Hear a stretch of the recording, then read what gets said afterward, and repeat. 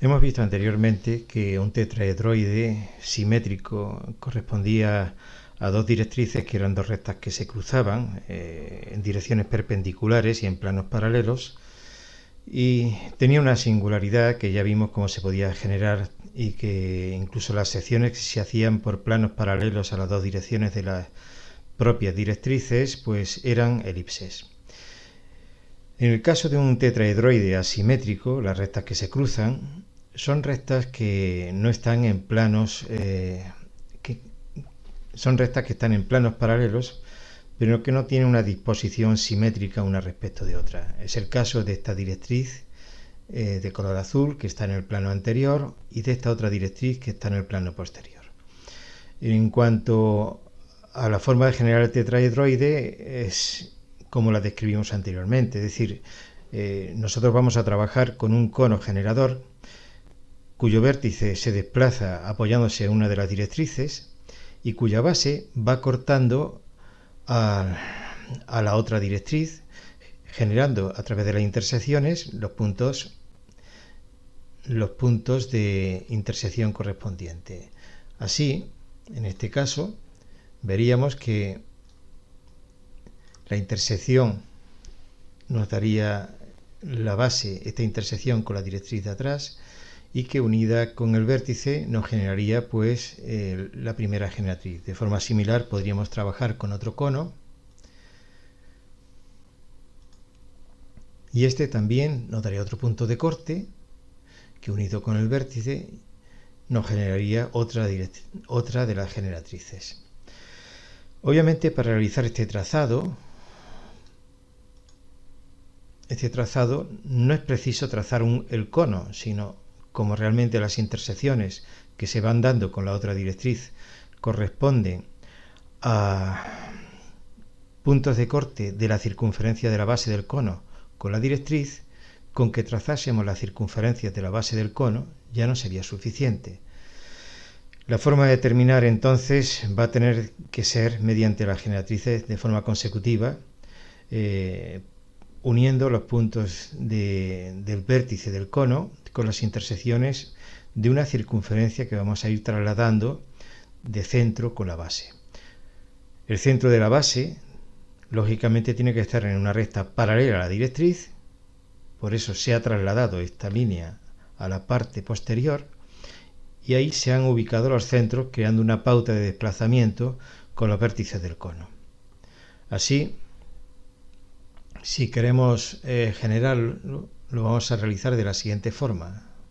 Es decir, los puntos de partida van a ser exclusivamente las directrices. Este sería el caso de las dos directrices. Y entonces, como vamos a situar el vértice, vamos a crear un desplazamiento con la opción trazar paralelo. Orientaremos el AcuDraft en el plano correspondiente y vamos a dar un desplazamiento de medio metro. De esta forma vamos a situar las distintas posiciones que va a ocupar el vértice del cono a lo largo del desplazamiento. Cortaremos el sobrante.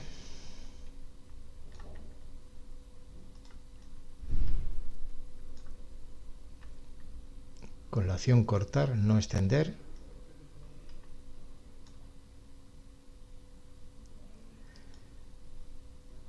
Y así, en los puntos de intersección de estas líneas auxiliares con la primera directriz, vamos a tener las posiciones del vértice del cono.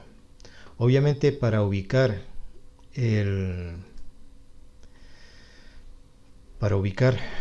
los arcos que van a cortar a la segunda directriz, lo que vamos a realizar es una copia de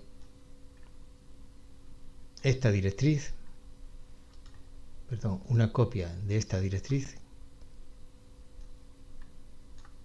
que seleccionaremos previamente y que vamos a copiar en el plano de la directriz trasera. De esta forma, esta disposición simétrica nos permite tener los centros de la base del cono que se va a ir desplazando.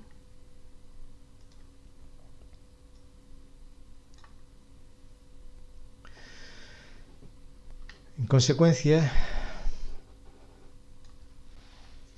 vamos a trazar una circunferencia a la base del cono que se va a desplazar. Conoceremos su radio. Entonces vamos a trazar un arco del que conoceremos, en este caso, su radio, que va a ser 2,70 metros, y procederemos a trazar este arco, de forma que daremos un punto de inicio, situaremos el centro, orientaremos el plano de la cuadra para el trazado,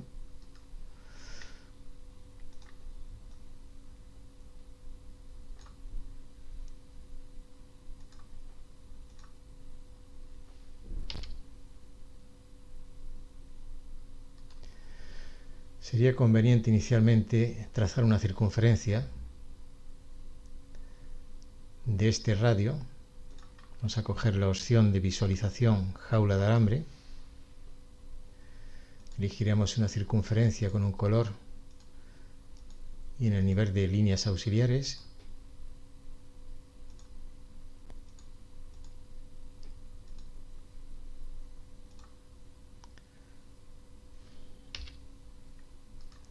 Inicialmente vamos a orientar el plano del QDRAP con una posición de una línea. A continuación ya podemos situar la circunferencia que nos dará la primera intersección. Bien, realmente este sería el punto de intersección. Luego podríamos cortar la parte de circunferencia que nos sobra. Extenderemos para poder realizar el recorte esta línea algo y crearemos el recorte del arco, que después vamos a limitar su longitud mediante modificar el ángulo del arco, de manera que este arco tiene este centro y es el que vamos a ir desplazando. Si cogemos la opción copiar,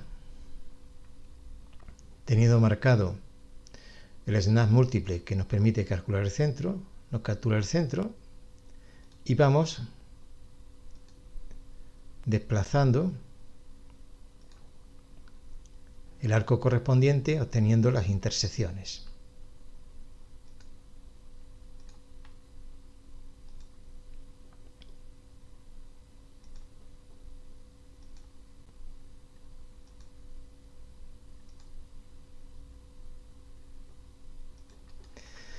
Una vez que tengamos estas intersecciones,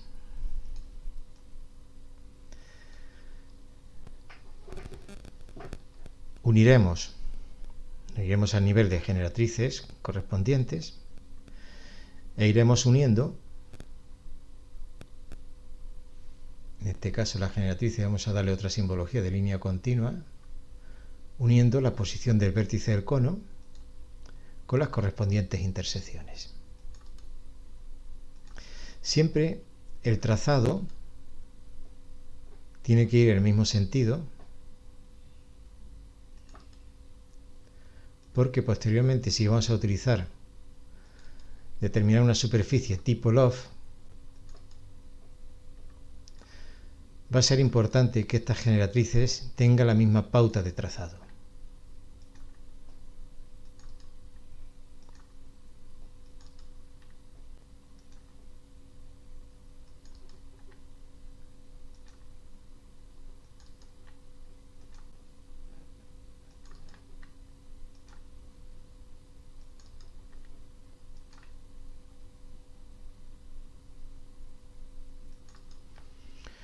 Una vez que hayamos obtenido esta sucesión de generatrices, podemos pasar a obtener la superficie del tetraedroide.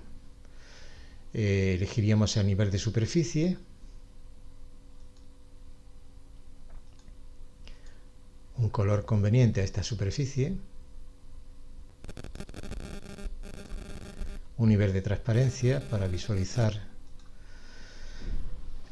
lo que estamos haciendo y posteriormente utilizaríamos la superficie tipo loft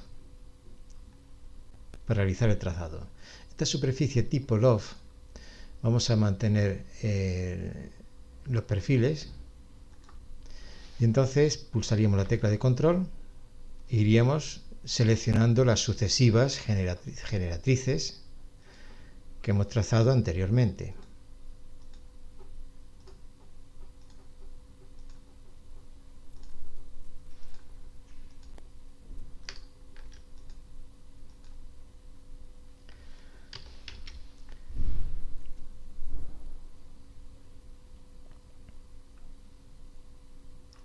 Vamos a coger la forma de visualización suavizado para poder ver esta superficie.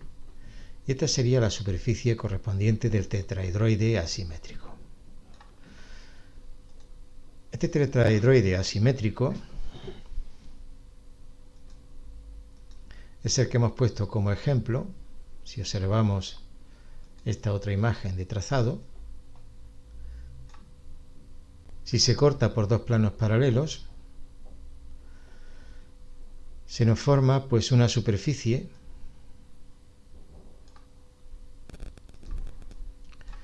que es la que podemos ver aquí de forma separada.